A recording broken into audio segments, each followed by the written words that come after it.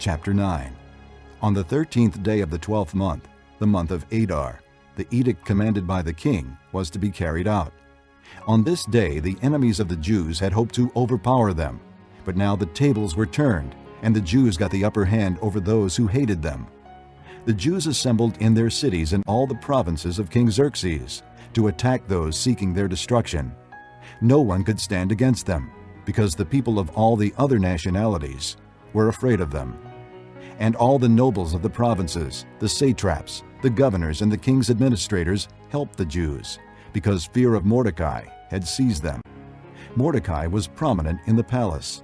His reputation spread throughout the provinces, and he became more and more powerful. The Jews struck down all their enemies with the sword, killing and destroying them, and they did what they pleased to those who hated them. In the citadel of Susa, the Jews killed and destroyed 500 men.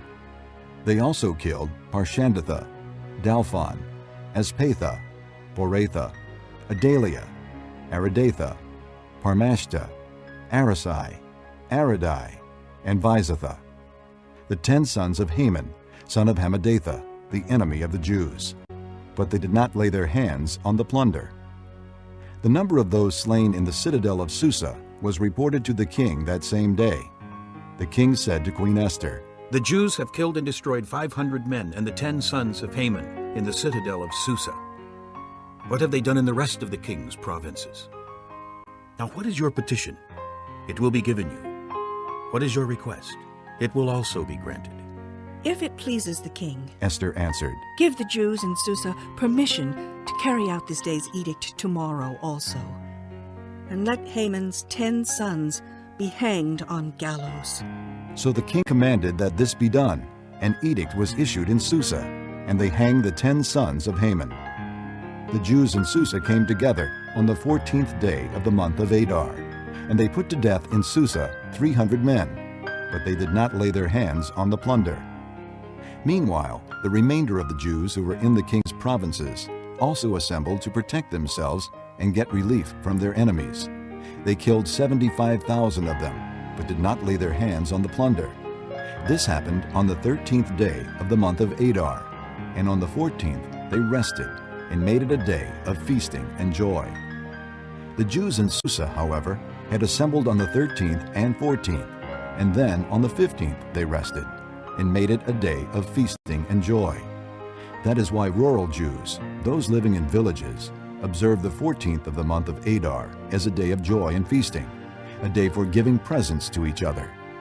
Mordecai recorded these events, and he sent letters to all the Jews throughout the provinces of King Xerxes, near and far, to have them celebrate annually the 14th and 15th days of the month of Adar, as the time when the Jews got relief from their enemies, and as the month when their sorrow was turned into joy, and their mourning into a day of celebration.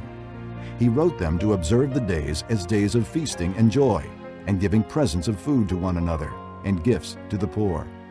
So the Jews agreed to continue the celebration they had begun, doing what Mordecai had written to them. For Haman, son of Hammedatha, the Agagite, the enemy of all the Jews, had plotted against the Jews to destroy them, and had cast the pure, that is the lot, for their ruin and destruction. But when the plot came to the king's attention, he issued written orders that the evil scheme Haman had devised against the Jews should come back onto his own head, and that he and his sons should be hanged on the gallows. Therefore these days were called Purim, from the word pure. Because of everything written in this letter, and because of what they had seen and what had happened to them, the Jews took it upon themselves to establish the custom that they and their descendants, and all who joined them, should without fail observe these 2 days every year, in the way prescribed and at the time appointed. These days should be remembered and observed in every generation by every family, and in every province and in every city. And these days of Purim should never cease to be celebrated by the Jews, nor should the memory of them die out among their descendants. So Queen Esther, daughter of Abihail, along with Mordecai the Jew, wrote with full authority to confirm this second letter concerning Purim.